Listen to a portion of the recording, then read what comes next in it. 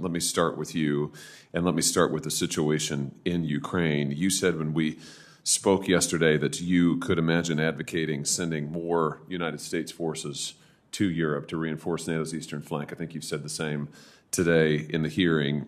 My question is, wouldn't this perpetuate a sense among Europeans that they don't have to invest in their own militaries but can rely on us in a time of exigency, as this may well soon be, in order to bail them out, for lack of a better word, in their security commitments? Senator, thank you for that question. With all of our focus on what the United States would do, sometimes we don't elevate enough what we expect and need our allies to do. And as part of a package of looking at American force posture and possible reinforcements to Europe, it would absolutely have to come totally integrated with European NATO member contributions in order to ensure we have the proper defense and deterrence capabilities. You can tell, I'm sure, from what we talked about yesterday and from my question this morning, that I'm skeptical of sending additional United States troops to Europe for these reasons. But I appreciate your answer. Let me ask you about NATO a little bit more broadly. Given the challenges that we're facing globally, and most notably China's efforts to dominate Asia, do you think that this is the time when it's prudent or advisable for the U.S. to allow Ukraine to join NATO? Senator, I share your larger concern about the Chinese challenge and agree with you that we can't lose focus on that. And any nested decisions we have to make about European security has to be mindful to that. I fully support NATO's open door policy. NATO is stronger if it is the alliance of strong democratic countries with capabilities and the democratic governance that is the hallmark of NATO. And if confirmed, I would support NATO's future membership, Ukraine's future membership in NATO if it meets the conditions, and I would look forward to working with Ukrainian partners in order to make sure they meet those standards. Let me ask you about the NATO allies and their spending commitments. We talked about this yesterday on the phone. U.S. Ambassador to NATO Julie Smith sent me a letter prior to her confirmation in which she agreed that our NATO allies should spend more, I emphasize more, than 2% of GDP on defense. The current Vice Chairman of the Joint Chiefs, Admiral Grady, did the same. He agreed, for the record, in response to my questions, that our NATO allies need to spend more than 2% on defense. When you and I spoke yesterday, we talked about this.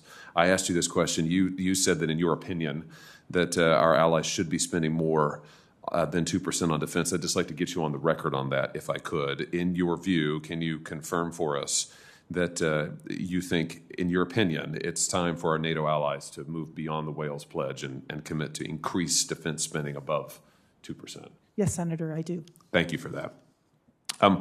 Let me ask you about the situation with burden sharing again back in Europe. As I mentioned just a second ago, I think one of the reasons our European allies, especially Germany, have been slow to increase their spending is that they think the United States will bail them out in difficult situations. Would you agree that our European allies are more likely to increase their spending if the United States reduces its overall force levels in the European theater?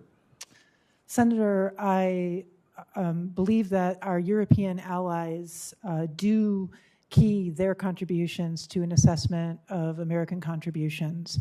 I think it is an interesting idea that a reduction in American contributions would lead to an increase in European contributions. I would want to ask the intelligence community for past sort of evidence about the rise and fall of contributions to give you a better answer.